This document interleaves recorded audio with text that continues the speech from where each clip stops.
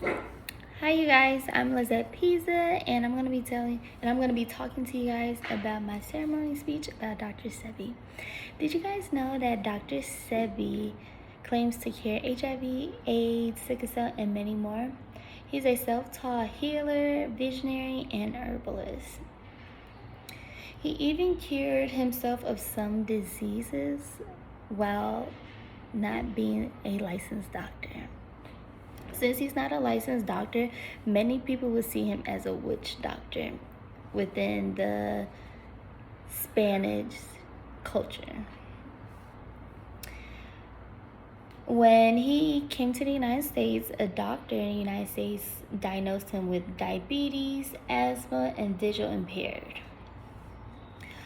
On November 26, 1933, Alfredo Darrington Boynton, also known as Dr. Sebi, was born in Honduras.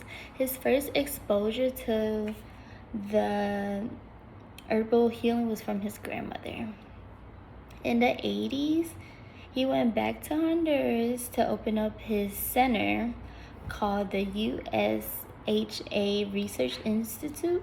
Within his institute, he brought some herbal products back from the United States to help with his research and treatment. Dr. Sebi's treatment is based on an alkaline diet and genetics. Plays in effect with his treatment on certain diseases that a person is going through. Dr. Sebi noticed also in the 80s that there was a rise in AIDS and HIV. Dr. Sebi claims HIV was not the cause of AIDS. All the people that went to Dr. Sebi in regarding AIDS was treated with his herbal remedies and the alkaline diet. And I would say with that whole situation with him saying that HIV was not from AIDS, I would say it's a conspiracy theory that the United States probably knows that Dr. Sebi was right on his theory of HIV did not come from AIDS. In 1987, the United States arrested Dr. Sebi on charges for practicing without a medical license in the United States, in New York. Then he left United States to go to Los Angeles, where his patients were many patients of HIV, celebrities. He was earning about $3,000 a day. In May 2016, Dr. Sebi was charged again in Honduras for money laundering. He was found with a large amount of money. He was in a Honduras prison for 6 weeks. While he was in the prison for 6 weeks, he died from pneumonia, supposedly. But other people have their theories on his death.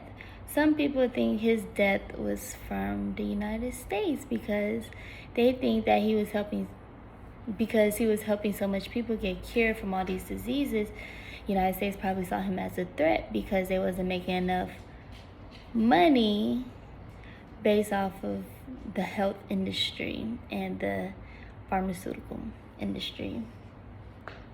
Dr. Sebi is known for improving cancer symptoms as well as diabetes, hair loss, and kidney disease. His herbal treatment also helped with HIV, AIDS, and herpes.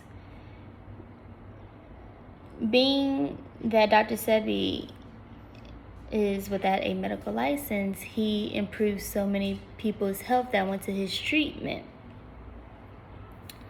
And I met someone that her niece was suffering from a disease, and she went to Dr. Sebi's center. She stood there for 3 months, and she was cured from her disease. I don't know the specific disease, but the my friend told me that she was cured from her disease. So I think his treatment and his diet is a real good effect on people that, if the disease is not too far, his treatment may help the all natural way if you don't want to use the medical way.